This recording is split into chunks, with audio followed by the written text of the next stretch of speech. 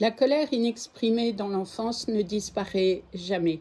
Elle s'inscrit dans le système nerveux, dans le cerveau, dans le corps et peut augmenter le risque de plusieurs maladies à l'âge adulte.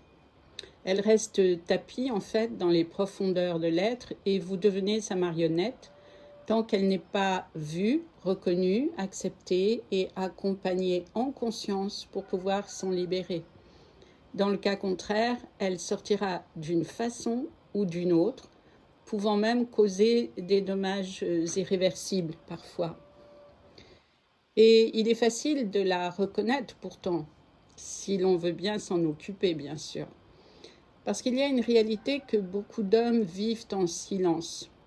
Ils sont très susceptibles, parfois explosifs, sans vraiment comprendre pourquoi, s'ils voulaient bien y réfléchir en toute bonne foi. Bien sûr que si on ne réfléchit pas, instinctivement, on va dire c'est la faute de l'autre, il a fait ou il a dit cela. Mais ça, c'est pas la réalité vraie. Et en fait, un mot de trop, un ton mal placé, une demande qui ne convient pas, une contrariété, et tout le système interne s'enflamme. Ce ne sont pas toujours des hommes violents, des hommes blessés, oui, d'où le manque de recul et de maîtrise, mais la vérité est encore beaucoup plus profonde. Ces hommes portent en eux une tension ancienne, jamais libérée depuis l'enfance. Il est vrai qu'on a appris aux hommes à se taire et on leur a souvent interdit de sentir, alors que les petites filles, elles, avaient ce droit-là sans aucun problème. Depuis l'enfance, beaucoup d'hommes ont donc reçu le même message. Sois fort, ne pleure pas, ne te plains pas, avance. Alors ils ont fait au mieux pour devenir ce que l'on attendait d'eux. Ils ont serré les dents, encaissé, tenu. Ils se sont tus, puisque de toute façon, ils n'avaient pas le droit à l'expression. Mais ce qu'on ne leur a jamais dit, c'est que tout ce que l'on retient finit par chercher une sortie et la trouvera d'une façon ou d'une autre.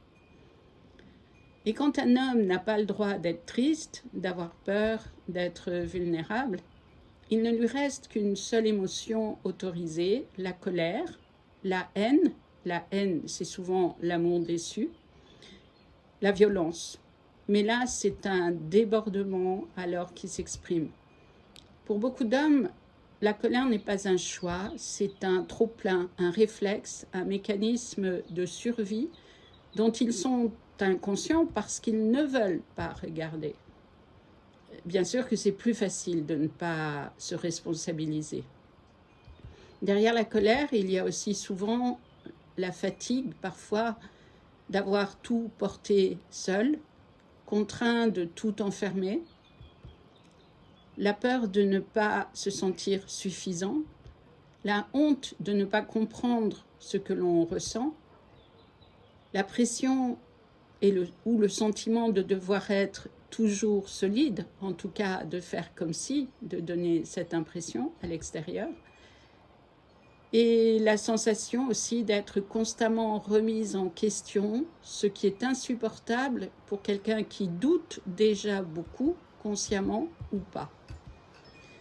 La colère devient alors une manière de reprendre le contrôle, de masquer ce qui se passe vraiment à l'intérieur et qui peut aller jusqu'à la détresse.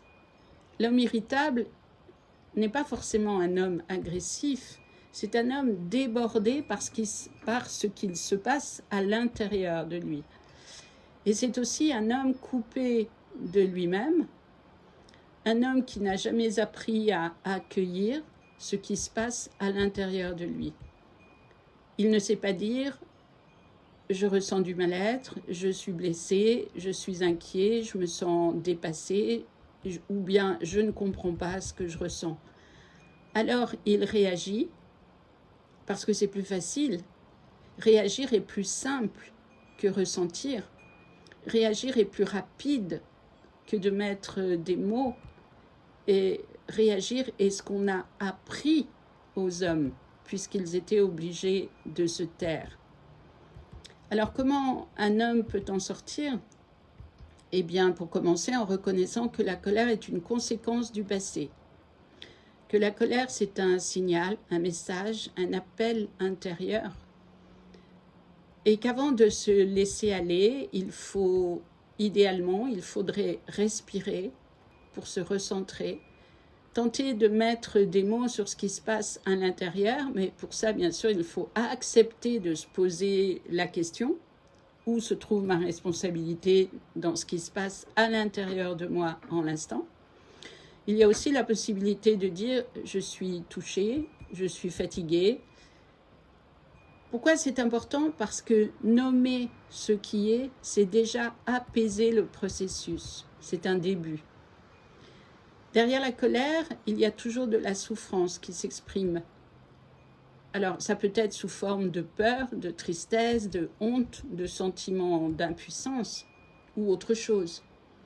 Et quand un homme ose regarder ça, alors la colère perd son pouvoir. En fait, il est important que les hommes deviennent humains avec eux-mêmes, qu'ils cessent de se comporter comme la plupart du temps la personne d'autorité dans leur enfance s'est comportée avec eux, père ou mère, bien sûr. En cessant de porter seul, en se faisant accompagner, il y a réellement une possibilité de changer de comportement, de ne plus être autant en réaction de façon viscérale. Il faut aussi accueillir, accepter, reconnaître, regarder qu'un homme n'a jamais été fait pour tout contenir, c'est inhumain. Et le jour où l'homme se rencontre vraiment, le jour où il ose, où il écoute ce qui vit en lui, où il accepte sa sensibilité, ses fragilités au lieu de les combattre, il ne culpabilise plus de ne pas se sentir à la hauteur. Ce jour-là, la colère cesse d'être une réaction instinctive, viscérale, et devient une porte d'entrée vers sa vraie force. La vraie force masculine n'est pas dans le contrôle, encore moins dans la fuite. Elle est dans la capacité à se regarder en face, à être honnête, sincère avec soi-même, à accueillir ce qui vit en soi, à transformer la réaction en conscience, la colère en clarté et la susceptibilité en bouton d'alerte. Et cet homme-là inspire le monde et il n'est jamais trop tard pour y parvenir. Je vous souhaite de devenir cet homme qui prend soin de lui-même. À bientôt, avec plaisir.